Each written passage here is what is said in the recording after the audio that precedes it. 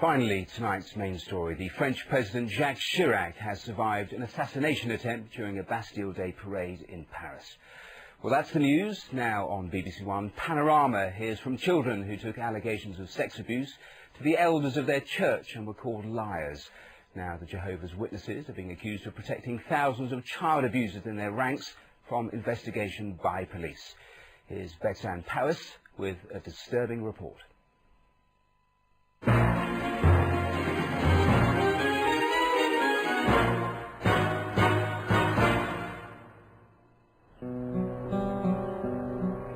Two years ago, elders from this church heard a shocking story.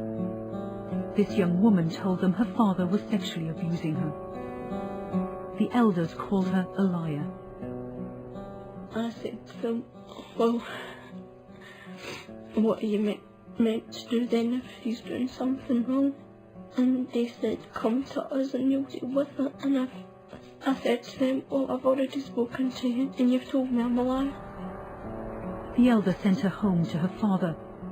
They didn't tell her that 3 years earlier he'd confessed to them that he was abusing her sister.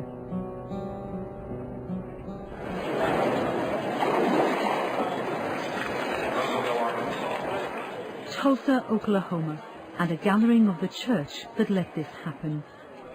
Over 6,000 Jehovah's Witnesses are in town for their district convention. Panorama is here too.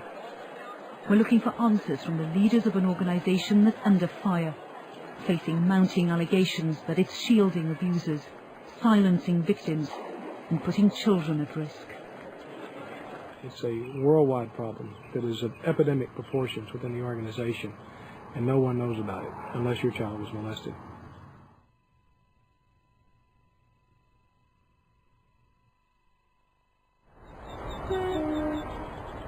Stevenson is on the Ayrshire coast in Scotland. It's a quiet holiday resort, a close-knit town and home to a thriving community of Jehovah's Witnesses. Door-to-door service, Bible studies and conventions were at the heart of family life for this young woman. But now she's left the church, which she says betrayed her.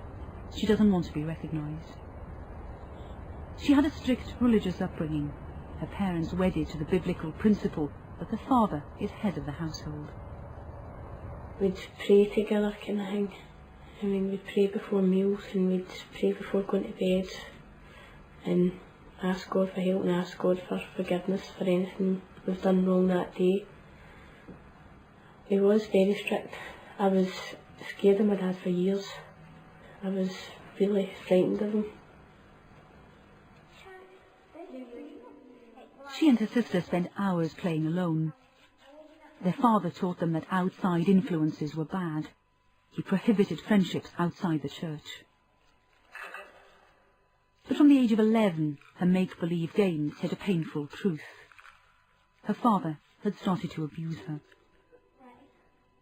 I was in my bed one night and that's when my dad came through and started touching me and feeling me. I just lay there hoping it would go away. Witness statement at Salcoats Police Office. Over the years since I was 11 until I was 15, my dad had done things to me that he shouldn't have done, like rub my breasts, finger me and try to have sex with me. I remember when we were in Perth, we were staying in a tent. He started to touch me and he made me touch him and he made me put his penis in my mouth and things like that. Were you scared? I was terrified. There was one time my dad had told me if I'd ever told anyone about this, he would rip me apart. For years she kept quiet. But one Sunday, after a meeting at the Kingdom Hall, she asked to see church elders. She needed their help. We just told them everything that happened. Did they tell you that this was serious, that you should go to the police, that they would go to the police for you? No, they didn't tell me anything like that. They didn't make any mention of the police. They said they deal with it. after that they'd called my father in, and they had a very, very long chat with him. Then eventually he came out and we went home, and that was the end of it. When confronted, Ian Cousins confessed he was abusing his daughter. He said he was sorry, so the elders sent him home with her. The abuse continued. Cousins was reproved or admonished publicly by the elders, but church policy meant that no one was told why, not even his younger daughter. It was announced on the platform that Ian Cousins has been reproved, and after that I went to one of the elders and asked, well, why has he been reproved? And he said it's because of something he did wrong, but he wouldn't tell me what it was. Even when her sister moved out, sick of the abuse, Alison still didn't know why. She missed her sister and was lonely. With one daughter gone, Ian Cousins turned on the other. It all began with an innocent goodnight kiss. I gave him a kiss, a peck in the lips, and then I tried to get up to walk away, and he pulled me down and he forced his tongue through my teeth, my clenched teeth, and he tried to put blame on me and said, do you really think you should be doing that? He blamed you. Mm-hmm. It wasn't long before the abuse got worse. One day her father was accused of assaulting one of Alison's friends. She had to do something, but had nowhere to turn, nowhere except the Kingdom Hall. She asked to see a church elder. I told him everything that had happened, and what my dad had done to me, and he said that he didn't believe me at all, and he said that I was a liar, and that my dad would never do such a thing, and that my dad was such a nice man. Like her sister, she was sent home. Her father, the nice man, was free to continue abusing her. So she gave the elders an ultimatum. Either they did something, or she'd go to the police. They did nothing. I have told the police about my dad because I am concerned that he has contact with other young girls through the church.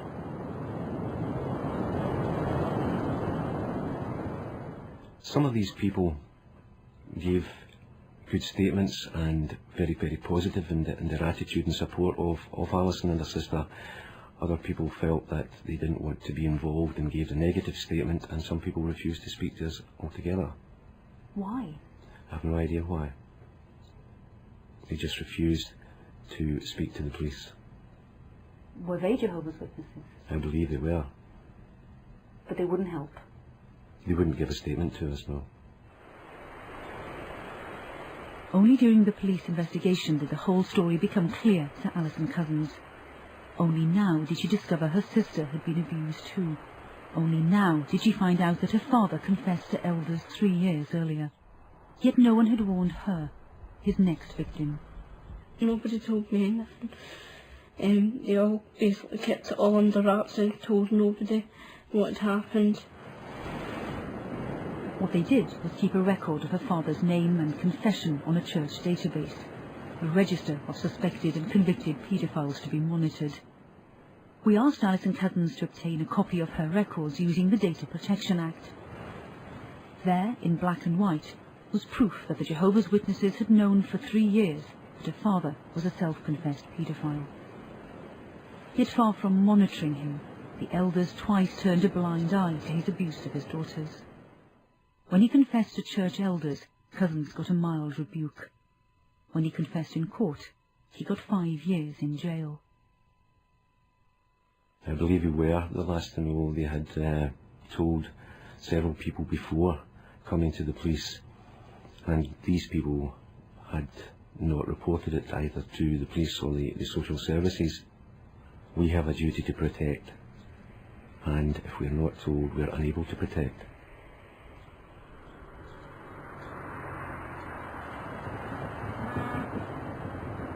New York, the capital of big business, and a fitting home for one of the largest and richest religious organizations in the world. From here, the Jehovah's Witnesses control over 6 million members. From here, the worldwide headquarters in Brooklyn Heights, every policy, every guideline is dictated. Visitors are welcome, and one message is clear. In this organization, you adhere to God's word. Every month, 50,000 Bibles come off the press, ready to be sold worldwide. But this, too, is where they keep records of suspected and convicted paedophiles in their ranks. Bill Bowen, a lifelong member, has resigned as an elder. He says the men at the top are protecting the church, not the children. They do not want people to know that they have this problem. And by covering it up, they just hurt one person. By letting it out, then they hurt the image of the church. Elders must report abuse to the church's legal desk. Only if the law demands it must they contact the police. If it doesn't, they may be told they have a moral duty to call them, but often it seems to stop here. It seems to go no further than the church's own secret database. Every detail is written down about what happened, where it happened, when it happened, how it happened. You're saying the organization has its own sexual offenders register, if you like. That's exactly right. That it's keeping to itself and not showing others. Exactly right. These men remain anonymous to anyone outside the organization and anyone really inside the organization unless you are personally reporting the matter. So was this the policy back in Stevenson that let Ian Cousins continue to abuse his daughters? The elders have stepped down and refused to talk to us, so we asked the man sent here to sort things out. Hello, Mr. Briggs. We're from BBC Panorama, as you know. I know that. We just want to ask you a few questions about the Ian Cousins case. It's reasonable to really actually consider the brothers and sisters in the congregation that have had to undergo all this pressure. And so I would just leave it at that. That's all I have to say on the matter. The database, Mr. Briggs. Why should the Jehovah's Witnesses keep a database of men who have confessed to being paedophiles, but the police aren't told? Do you think that's reasonable behaviour, Mr. Briggs? The latest name added to the list should be that of James Barrett. 3 days ago, clutching his Bible, this elder from Rugby was convicted of indecently assaulting 2 boys and sentenced to 2 years in prison. The church was told of the allegations 5 years ago, but Barrett denied them and was allowed to remain an elder. So how many names are on the secret database? We asked the headquarters in New York. They refused to tell us. Focusing on numbers isn't meaningful, they said. After a lifetime in the church, Bill Bowen tells a different story. How many names do you suspect are on that list? 23,720. How do you know that? I was contacted by sources within the church. I was given a figure of over 20,000. 2 different sources came back to me and said that number is actually more specific and gave me a figure of 23,720.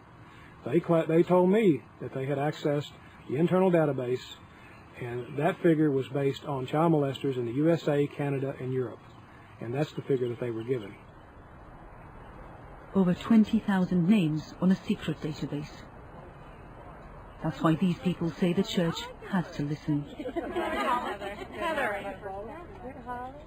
With Bill Bowen, they're calling for the Jehovah's Witnesses to come clean about their record on child abuse. His campaign, Silent Lambs, has already heard from 5,000 victims. This candlelit vigil is for them. Or is what they're doing, once it's found out, causing their own members to be deeply disturbed. Heather Berry and her stepsister, Holly Brewer, have flown here from New Hampshire. The man who abused them has been jailed for a minimum of 56 years. He was Heather's father. Now Heather and Holly are breaking new ground. They're taking the Jehovah's Witnesses to court.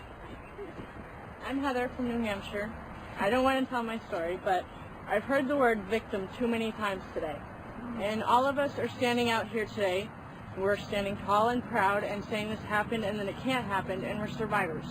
And we're fighting and we're not victims. They're the first of those survivors to take their fight to court. They're claiming that not only did the church do nothing when they were abused, it ostracized and punished the family when they called the police. I'm very glad I came. Like I said, I would do it again. And again, and again, and as many times as it takes to get a change in the policies and things that they hide constantly. I'm really glad that the policy was talked about so much today. That it's an actual policy. It's not just a few elders that want to hide things. It comes from higher up. It's a worldwide policy. Yeah. We asked the church for an interview to discuss the claims that they're putting thousands of children at risk. They offered us instead some videotapes.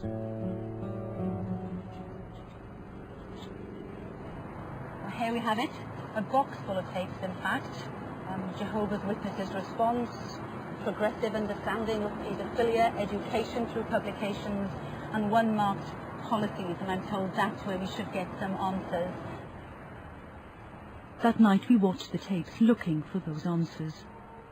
In long letters, the organisation had told us the welfare of children is of paramount concern to them, that they have a forceful child protection policy. We want you to see it spelled out. We've heard the suggestion that our policies may not be adequate to cover the problem of child molestation, but that's not the case at all. The policy couldn't be simpler. The elders should deal with all allegations of abuse.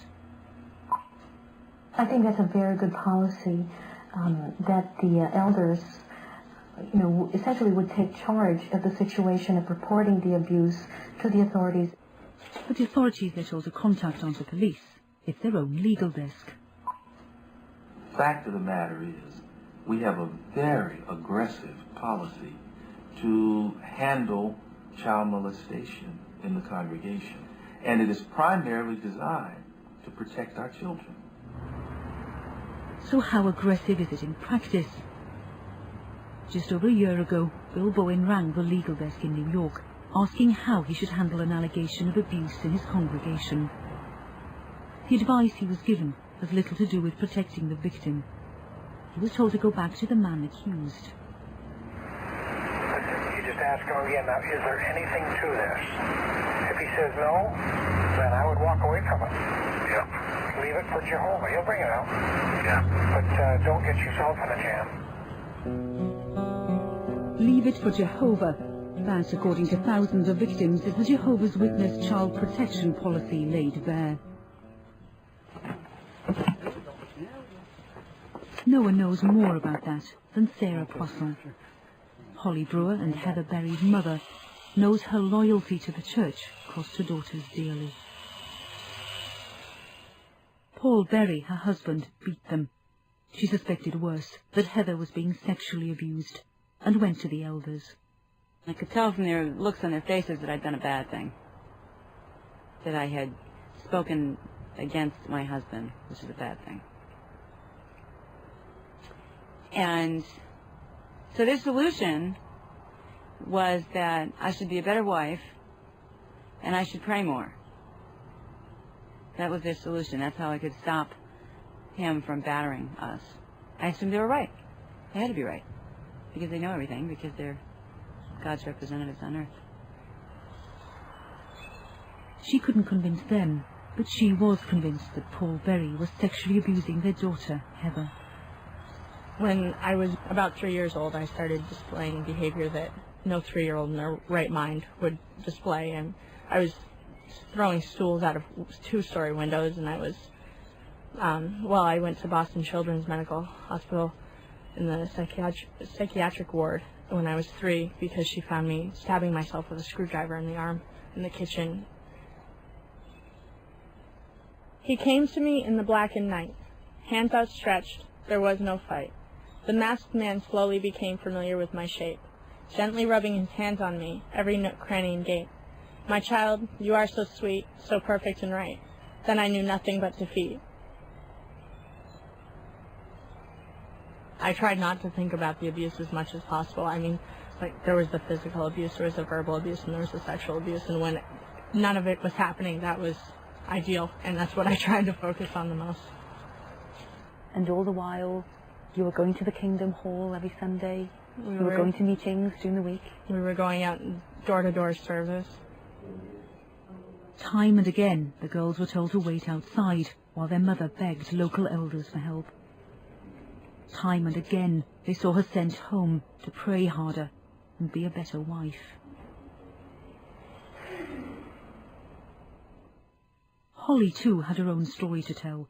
The story she'd kept secret from her mother. The story she knew by now the elders wouldn't want to hear.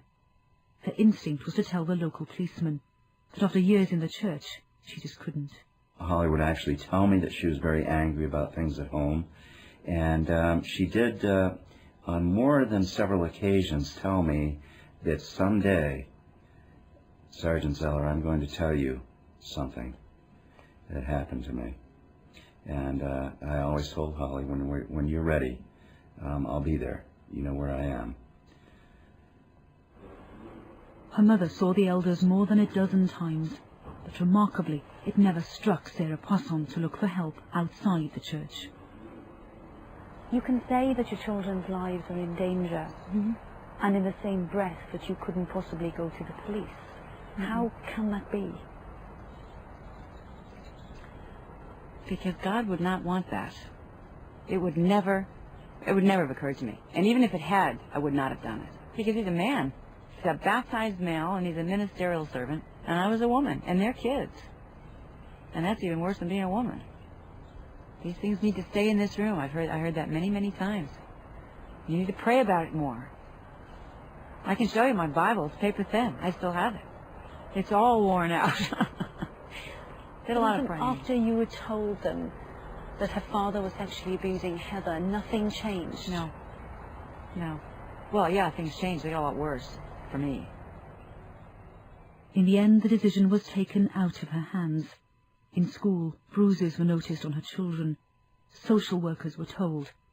They gave her a stark choice. Leave your husband, or we take your children. But if she left him, she knew the church would cut her dead. At that point, I had to make a decision between God and my kids. And I knew, well, at that time I knew, that if I chose my kids, I didn't have a prayer. But I didn't care anymore.